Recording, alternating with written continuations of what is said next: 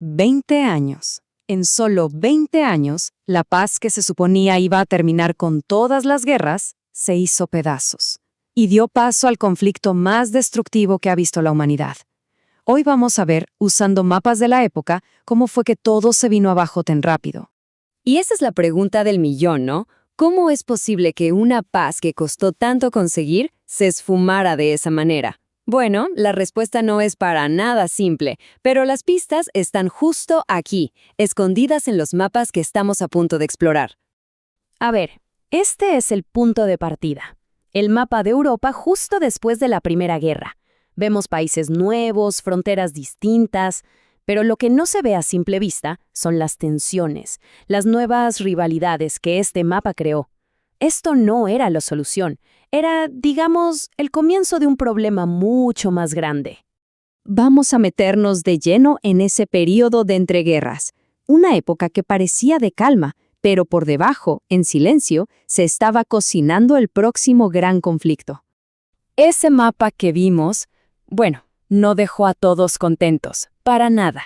Y entre 1933 y 1939, la Alemania de Hitler empezó a cambiarlo a su antojo.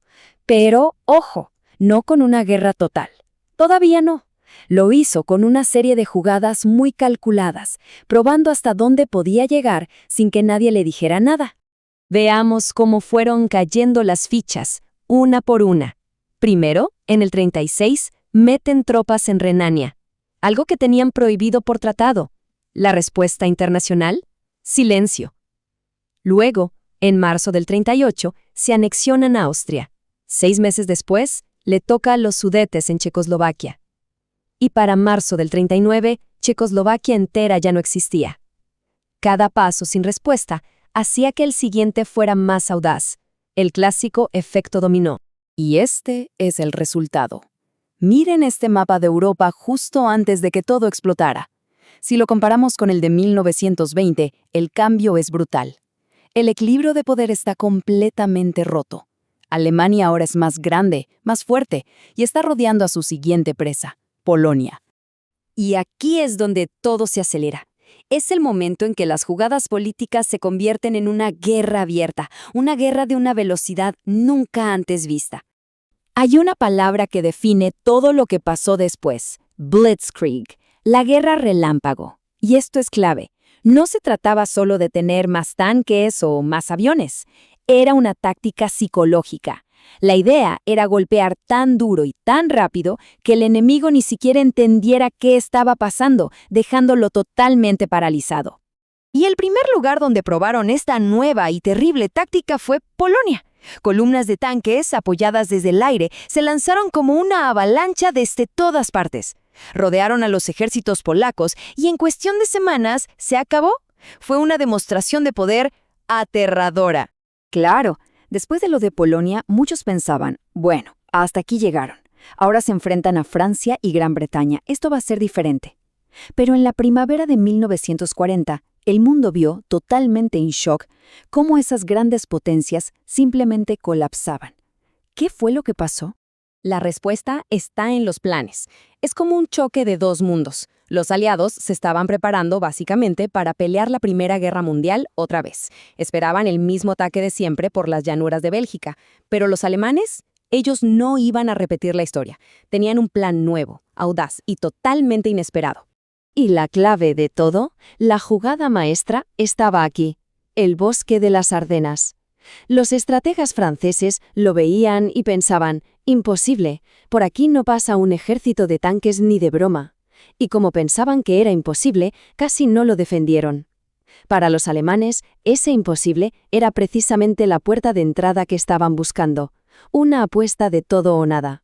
Y la apuesta les salió perfecta, más que perfecta.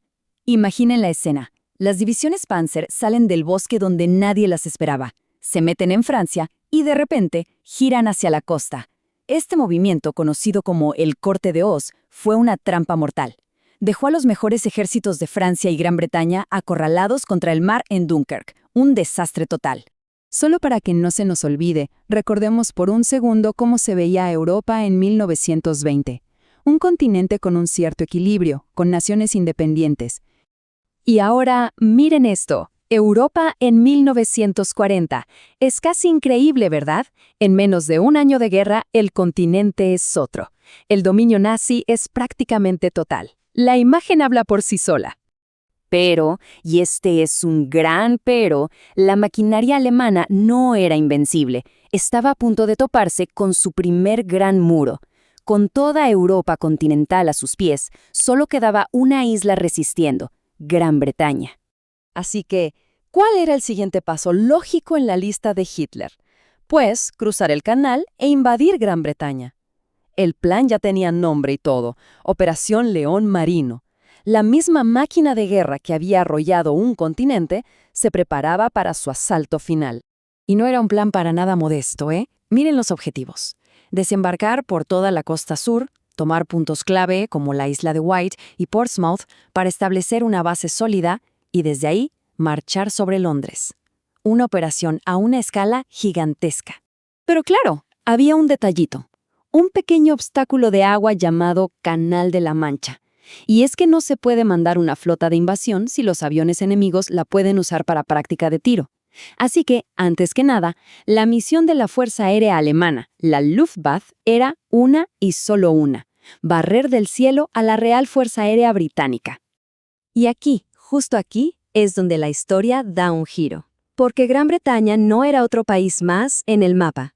Era una fortaleza insular, y tenían un as bajo la manga, algo que nadie más poseía: el sistema de defensa aérea más avanzado y sofisticado de su tiempo. Pensemos en este sistema conocido como el sistema Dowding, como si fuera un sistema nervioso gigante defendiendo la isla. El radar, con sus antenas por toda la costa, eran los ojos. Veían a los alemanes venir de lejos.